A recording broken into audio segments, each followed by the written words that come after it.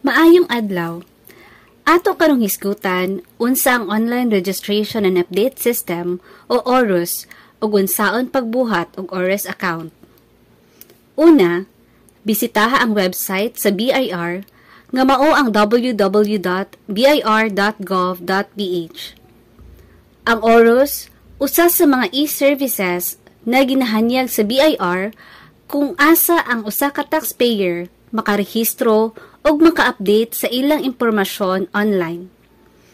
I-click ang ORUS o modirekta kini sa website na orus.bir.gov.ph. I-click ang New Registration, Individual para sa single proprietor o professionals, o non-individual para sa corporation, association, partnership, o guban pang non-individual nga mga taxpayers. Unya, i-click ang Create Account ug makita ninyo ang ORUS Terms of Services and User Agreement. Kung ikaw miuyo niini, i-click ang box o pinduta ang Agree.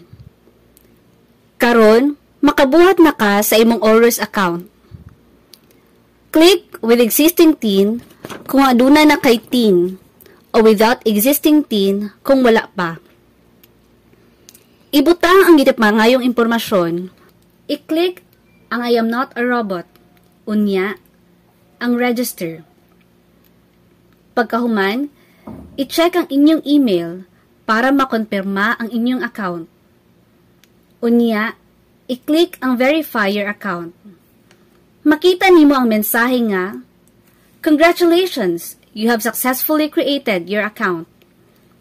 I-click ang OK para ma-login o pwede na ninyo magamit ang inyong ORUS account. Alang sa uban pang e-services sa BIR, bisitaha ang www.bir.gov.ph o para sa ORUS, ang orus.bir.gov.ph. Kung aduna kamoy pangutana, i-email lang ang RDO_114CSS@bir.gov.ph. Daghang salamat!